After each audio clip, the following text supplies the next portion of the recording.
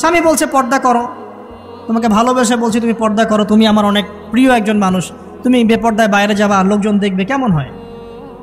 ঠিক আছে, তোমাকে তো আমিই বিয়ে করেছি, তুমি আমার মানুষ, তোমাকে দেখবে কেন? প্রিয় মা ও বোনেরা, পর্দা ছাড়বেন না। আপনাদের জন্য 4টা কাজ: স্বামীর আনুগত্য করা, লজ্জাস্থানের হেফাজত করা, আপনার 5 ওয়াক্ত সালাত ঠিকঠাক মতো আদায় করা এবং রমজান মাসে সাওম রাখা। নবীজি বলেছেন সাল্লাল্লাহু আলাইহি ওয়াসাল্লাম, জান্নাতের যে কোনো দরজা দিয়ে ইচ্ছা আপনি প্রবেশ করতে পারবেন। আপনার জন্য সহজ। আর স্বামীর আনুগত্য বলতে আমি বুঝাইনি স্বামীর দাসত্ব করতে হবে, এটা বলিনি। এখনকার কিছু ফ্যামিলিস্ট মেয়ে আছে, ওরা আনুগত্য শব্দ মনে হয় যে দাসত্ব মনে হয়। আনুগত্য দাসত্ব এক জিনিস না। আনুগত্য কি? স্বামী কোরআন সুন্নাহর অনুকূলে কোনো কথা বলেছে, আপনি মানবেন। স্বামী বলছে পর্দা করো, তোমাকে ভালোবেসে বলছি তুমি পর্দা করো, তুমি আমার অনেক প্রিয় একজন মানুষ, তুমি বেপর্দায় বাইরে যাবা, লোকজন দেখবে, কেমন হয়? ঠিক আছে, তোমাকে তো আমিই বিয়ে করেছি, তুমি আমার মানুষ, তোমাকে দেখবে কেন?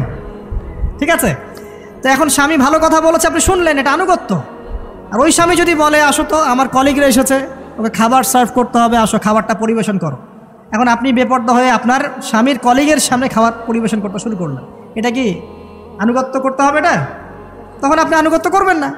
সিম্পল, কোরআন সুন্নাহর অনুগত কাজে আপনি স্বামীর আনুগত্য করবেন, বিপরীতে গেলে আপনি করবেন না। স্বামীর আনুগত্য মানে স্বামীর দাসত্ব নয়। আর এই হাদিসটা আপনি কেন ভুলে যান যে আল্লাহ রাসূল সাল্লাল্লাহু আলাইহি ওয়াসাল্লাম বলেছেন, আল্লাহ ছাড়া যদি কাউকে সেজদা করা যেত, সম্মান বুঝাচ্ছেন, আল্লাহ ছাড়া যদি কাউকে সেজদা করা জায়েজ হতো, আমি মেয়েদেরকে বলতাম যেন স্বামীকে সেজদা করে। কেন? কারণ আপনাকে রেসপন্সিবিলিটি, আপনার খাবার, আপনার ফুড, আপনার শেল্টার, আপনার মানে পুরো দায় দায়িত্ব নিজের হাড় ভাঙা পরিশ্রম দিয়ে, জীবনের ঝুঁকি নিয়ে স্বামী আপনার জন্য করে। সে আপনার সম্মান পাওয়ার যোগ্য তো? সে কি আপনার সম্মান পাওয়ার যোগ্য নয়? আপনি যদি সম্মানের হক আদায় না করতে পারেন তাহলে আপনি অকৃতজ্ঞ। আর অকৃতজ্ঞ মেয়ে কখনো জান্নাতে যাবে? একটা হাদিসে আছে, বেশিরভাগ মেয়ে জাহান্নামের যাওয়ার অন্যতম কারণ হচ্ছে তারা স্বামীর সাথে কুফরি করে। কি করে? মানে সারা জীবন স্বামী ভালোবেসে যায়, ভরণ পোষণ দিয়ে যায়, সব চাহিদা পূরণ করে যায়, একদিন দেখবেন কথা কাটাকাটি হয়েছে, ওই দিন বলে বসবে যে তোমার কাছে আমি কিচ্ছু পাই নাই সারাদিন। এই যে কুফরি, এই কারণে তারা জাহান্নামে যেতে পারে বেশি। আল্লাহ হেফাজত করুন। আমি আরেকটা কারণ হচ্ছে যে বেপর্দা। আপনাকে 4টা মূলনীতি ফলো করতে হবে। 1, এমন কোনো পোশাক পরবেন না যে পোশাকটা আটো সাটো, যেটা পরলে আপনার গায়ের কাঠামো বোঝা যায়। এটা বোরখা হলেও পরা যাবে না। আমি কি বুঝাতে পারছি? ডিজিটাল বোরখা দেখেন নাই? দেখছেন? মাশাআল্লাহ। আর কারা কারা দেখছেন? এদিকে চোখ বেশি যায় না? আচ্ছা, এমনি দেখা যায়, চোখ দিতে হয় না, এমনি দেখা যায়। ডিজিটাল বোরখা চলবে না, ডিজিটাল বোরখা চলবে না। আমার মত, এটা আমি মত দিচ্ছি, আমি আল্লাহর রাস্তায় সময় দিয়েছি অনেক দিন, এবং এখানে যে পর্দাটা শেখানো হয় এরকম পর্দা আমি অন্য কোথাও দেখিনি। এত চমৎকার পর্দা শেখানো হয়। কারা কারা সময় লাগিয়েছেন? 3 দিন 7 দিন সময় দিয়েছেন কারা কারা? বেশিরভাগই দেন নাই। সমস্যা নাই, দিতে হবে, আমি বাধ্যতামূলক বলিনি আপনাকে, বলেছি এখানে পর্দা শেখানো হয়, চমৎকার পর্দা শেখানো হয়, যে এখানে চোখটা পর্যন্ত তাদের ঢেকে রাখার তালিম দেওয়া হয়।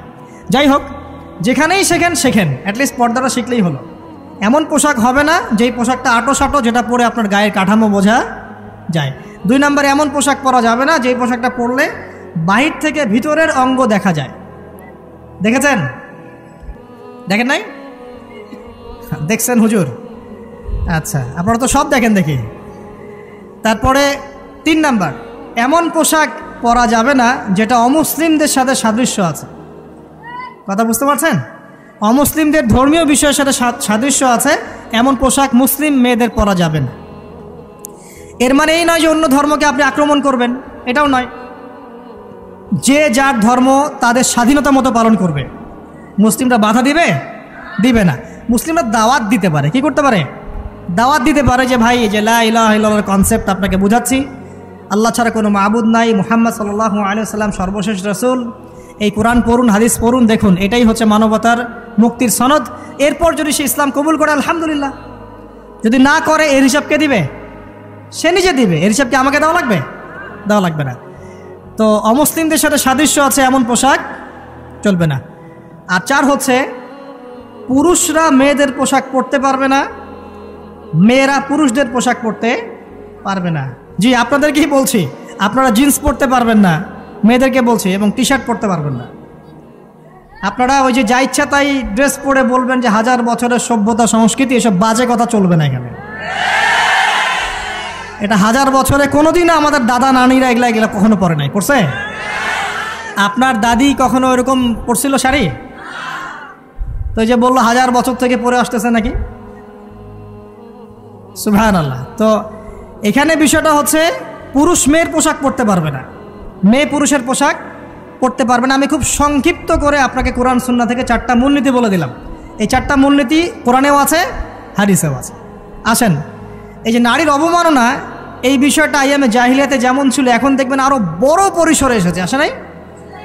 এই যে ফ্যাশন শো, দেহের প্রদর্শনী, বিভিন্ন ফিল্মস দেখবেন, ফিল্ম ইন্ডাস্ট্রিজে দেখবেন, মিউজিকে দেখবেন, পর্নে দেখবেন, মেয়েদের দেহটাকে নিয়ে ব্যবসা করা হচ্ছে।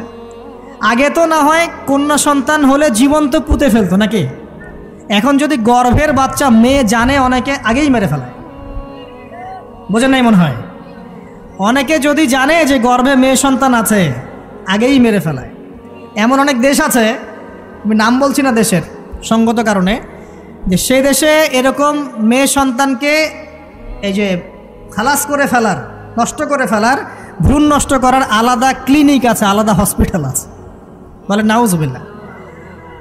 তো আসলে ওই 1450 বছর আগের মানুষটা বেশি বর্বর ছিল না আমরা বেশি বর্বর?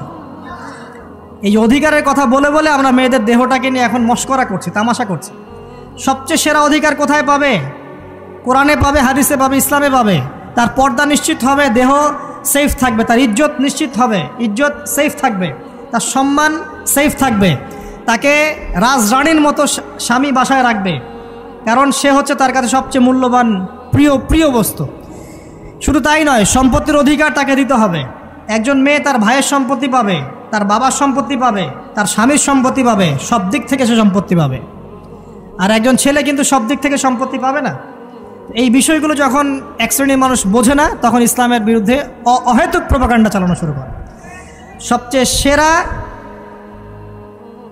সম্মান রক্ষার উদাহরণ দেয়া হয়েছে ইসলামে, কোরআনে এবং হাদিসে। এই কথাটা আপনাদের মা বোনদেরকে বোঝাবেন, তবে নম্রতার সাথে বোঝাবেন, কারণ উচ্চবাচ্য করলে তারা কথা শুনবে না। আর আল্লাহ রাসূল সাল্লাল্লাহু আলাইহি ওয়াসাল্লাম বলেছেন, কিছুটা বাঁকা হাত দিয়ে তাদেরকে তৈরি করা হয়েছে। যদি আপনি শক্ত করে চাপ দিতে যান তাহলে ভেঙে যাবে, আর যদি আপনি ওই অবস্থায় ছেড়ে দেন তাহলে বাঁকাই থেকে যাবে। এখানে আপনাকে হিকমা অবলম্বন করতে হবে। আল্লাহ পাক তৌফিক দান করুন। একটা বিষয় বলছিলাম, ওই যে শিরকের পাপ এখন গ্লোবালাইজেশন হয়েছে না, ওই সুদের পাপ এখন গ্লোবালাইজেশন হয়েছে না। গ্লোবালাইজেশন বোঝেন? মানে বিশ্বায়ন, পুরো বিশ্বে ছড়িয়ে পড়েছে না। আরেকটা হচ্ছে এই যে মেয়েদের অবমাননা, এটা সারা বিশ্বে ছড়িয়ে পড়ে নাই? আচ্ছা, আর দুটা বলবো, এরপর বলে আমি শেষের দিকে যাচ্ছি। আসেন, একটা হচ্ছে মাদক। আইয়ামে জাহিলিয়াতের অন্যতম সেরা পাপ ছিল কি? মাদক। ওই যে বলছেন জাহিলি যুগ, কেন বলছেন জাহিলি যুগ? বিকজ ওইখানে মাদক খেত মানুষ বেশি। এখন বলেন, ওখানে না হয় মক্কায় মাদক খেত মানুষ, এখন সারা বিশ্বে মাদক ছড়িয়ে পড়ে নাই? বেশি না কম? এখন এই যে নতুন নতুন মাদক আসছে, ইয়াবা, আরও নাকি কি আসছে নতুন নতুন, আমরা নামও জানি না। এই যে গাজার নাম জানি, ফেন্সিডিলের নাম জানি, আর কি আছে? হিরোইন বলেন, আর দু একটা, আফিম, আর কি আছে? হ্যাঁ, রেন্ডি, সুবহানাল্লাহ, এই নামও কখনো শুনি নাই আমি। আচ্ছা শোনেন, বিষয়টা হচ্ছে, দেখুন, এই বিষয়টা কি হালাল না হারাম? আচ্ছা, এটাকে যদি আমরা হালাল করে নেই তাহলে কি হবে? কুফরি হবে না শিরক হবে? শিরক কুফর দুটোই হচ্ছে। কিন্তু এখন মক্কার কিছু মানুষ মাদক খেয়েছে বুঝলাম, আল্লাহ রাব্বুল আলামিন ধাপে ধাপে এখান থেকে বের করেছেন। প্রথমে বলেছেন মদ খেয়ে নামাজের ধার কাছে যেও না, হ্যাঁ। তারপরে বলেছেন এই যে মাদকে কিছুটা উপকার আছে কিন্তু বেশি ক্ষতি। তারপর বলেছেন খেয়ে নামাজের কাছে যেও না। তারপর ধাপে ধাপে শেষের দিকে এসে আল্লাহ পাক বলেছেন যে এটাকে ছেড়ে দাও। সূরা মাইদায় পড়ে দেখেন, এটা শয়তানের কাজ। তখন সাহাবায়ে কেরাম রাদিয়াল্লাহু আনহুম পুরোপুরি মাদক থেকে নিজেদেরকে মুক্ত করলেন। এরপরে কি কখনো তারা মাদক ছুঁয়েও দেখেছেন? বরং মাদক দ্রব্য সেবন করলে 40টা লাঠি বেত্রাঘাত করতে হয়, ইসলামিক শাস্তি। কয়টা লাঠি? আর উমর রাদিয়াল্লাহু আনহুর সময়ে 40 লাঠিকে বাড়িয়ে 80 লাঠি করা হয়েছিল। কত লাঠি? 80 লাঠি কিন্তু আরও একটা পাপের শাস্তি আছে, বলবো? অপবাদ, এখন যেটা বেশি দেওয়া হয়, অপবাদ, মিথ্যা অপবাদ, সতী সাধী নারীর উপরে মিথ্যা অপবাদ, এর শাস্তি হচ্ছে 80 লাঠি। আবার 100 লাঠির শাস্তি আছে, 100 লাঠি। এটা কিসের জানেন? জিনা, জিনা। এই যে যারা করছেন, এর শাস্তি হচ্ছে 100 লাঠি, তাও জনসমক্ষে দিতে হবে, গোপনে না। আর 1 বছরের জন্য এলাকা ছাড়া করতে হবে। রজম একটা শাস্তি আছে, রজম। এটা কি? রজম মানে পাথর নিক্ষেপ করে হত্যা। এটা তো বর্বর, তাই না? অমানবিক, মধ্যযুগীয়। এসব কথা শুনছেন না? শোনেন, কিছু কিছু বিষয় আছে যে বিষয়গুলো করার পরে এই পৃথিবীতে মানুষ বেঁচে থাকার অধিকারটা হারিয়ে ফেলে। কথা বুঝতে পারছেন না মনে হয়? কিছু কিছু পাপ আছে, এগুলো করলে পরে মানুষ এই পৃথিবীতে বেঁচে থাকার অধিকারটা হারায় ফেলে। যেমন কোনো বিবাহিত ব্যক্তি যদি জেনা করে, নাউজুবিল্লাহ, কোনো ছেলে যদি কোনো ছেলের সাথে যৌন সম্পর্ক করে, সমকামী করে, বা এটাকে যেটা গে মানে যেটা কি বলে, সমকামিতা, ঠিক আছে, এই কাজ যদি কেউ করে, নোংরা কাজ যদি কেউ করে, কোনো মেয়ে যদি কোনো মেয়ের সাথে এরকম কোনো কাজ করে, একই পাপ। এইসব পাপ করলে পরে এই পৃথিবীতে বেঁচে থাকার অধিকারটা সে হারিয়ে ফেলে। কথা কি বুঝতে পারছেন? আচ্ছা, তখন শাস্তি হচ্ছে আল্লাহ রাব্বুল আলামিন পাথর নিক্ষেপ করে হত্যা করতে বলেছেন। কারণ হচ্ছে সে এত গর্হিত একটা কাজ করেছে যেটা এই শাস্তি পাওয়ার সম্পূর্ণ যোগ্য। এবং কওমে লূত নামে যে কওম ছিল, ওই কওমটাকে আসমানে উঠিয়ে আল্লাহ পাক পাথর বর্ষণ করে এভাবেই শেষ করে দিয়েছেন। জর্ডান একটা দেশ আছে না, জর্ডান, জর্ডানের পাশে ডেড সি নামে একটা জায়গা আছে, ডেড সি, মৃত সাগর। ওইখানে সাদুম নামে একটা গোত্র থাকতো। কোন গোত্র? সাদুম। ওই সাদুম গোত্র এরকম সমকামী ছিল। আল্লাহ রাব্বুল আলামিন লূত আলাইহিস সালামকে পাঠিয়েছিলেন, তারা হেদায়েতের বাণী শোনে নাই। আল্লাহ পাক ওদেরকে আসমানে উঠিয়ে পাথর নিক্ষেপ করে উল্টা দিকে দাফন করে দিয়েছেন। নাউজুবিল্লাহ। তো কিছু কিছু পাপ আল্লাহ পাক সহ্য করেন না, আল্লাহ পাকের আরশ কেঁপে ওঠে। এই পাপগুলো সেরকম পাপ। কথা বুঝতে পারছেন? তো এই যে জিনা, পর্নোগ্রাফি, ব্যভিচার, পরকে, এগুলোর মধ্য দিয়ে আমরা নারীর অবমাননা করছি না? এবং ধর্মের মাধ্যমেও মাঝে মাঝে করছি, যখন আমরা ধর্মের নামে মেয়েদের অধিকার দিচ্ছি না। অনেকেই সম্পত্তির অধিকার দিচ্ছেন না, অনেকেই শিক্ষিত করছেন না, অনেকেই আরও যৌতুক নিচ্ছেন না, যৌতুক নিচ্ছেন না অনেকেই। যে বিয়ের সময় যৌতুক নেয়, এটা তো মেয়ের উপর, মেয়ের পিতার উপর টর্চার করা, সম্পূর্ণ হারাম, সম্পূর্ণ হারাম। তারপরে দেখবেন, রিপোর্টগুলো পড়ে দেখবেন যে এই বছর 2022, এই 22-এই গভর্নমেন্ট রিপোর্ট অনুযায়ী নিবন্ধিত প্রায় 1339টা ধর্ষণের মামলা হয়েছে। তো এটা এখন অ্যাভেলেবল, যে কোনো সব জায়গায় ধর্ষণ হচ্ছে, এখন অ্যাভেলেবল।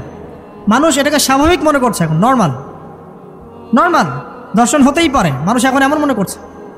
প্রত্যেক দিন পেপার খুলবেন, দেখবেন রেপের খবর, প্রত্যেক দিন খবর শুনবেন ধর্ষণের খবর। আর সব খবর তো আসে না, আসে হয়তো 10%, 20%, 30%, বেশিরভাগই আসে না। এলাকায় মোড়ে মোড়ে দেখবেন, গ্রামে গঞ্জে শহরে বন্দরে খালি ইফটিজিং, ইফটিজিং দেখবেন, খালি ইফটিজিং। মেয়েদেরকে যৌন হয়রানি করা হচ্ছে, বাসে, অটোতে, টেম্পুতে, সব জায়গায়। বাসের মধ্যে মেয়েকে রেপ করে ফেলা হচ্ছে। একটা বাচ্চা মেয়ে যে বোঝেও না যে সেক্সুয়াল বিষয়গুলো কী জিনিস, ওকেও রেপ করা হচ্ছে। এই যে মহামারী, আপনি তো বুঝতে পারছেন না যে আমরা কোন সমাজে আছি। এই সমাজে আপনার মেয়ে তো সেফ না, আমার মেয়ে তো সেফ না। আমার মেয়ে, আপনার মেয়ের ভবিষ্যৎ কি হবে, এর ভবিষ্যতের নিশ্চয়তা কে দিবে? আপনার মেয়ের ইজ্জতের ভবিষ্যতের নিশ্চয়তা কে দিবে? এই নিশ্চয়তা দেওয়ার মতো মানুষ কোথায়, নেতা কোথায়? কারো ঘরের স্ত্রী, কারো ঘরের বোন, কারো ঘরের মেয়ে এখন সেফ না। বাসে, ট্রাকে, ট্রেনে, অটোতে, সব জায়গায় হতে পারে। আর এগুলোকে আমরা প্রমোট করছি, এখন নগ্নতাকে প্রমোট করছি, পর্নকে প্রমোট করছি। এই নগ্নতা, পর্ন, এসব দিয়ে মানুষের মাথাটাকে পুরো জানোয়ার বানিয়ে ফেলা হয়েছে। পর্ন দেখাতে দেখাতে ছেলেদের মাথাটাকে জানোয়ার, পশু বানিয়ে ফেলা হয়েছে।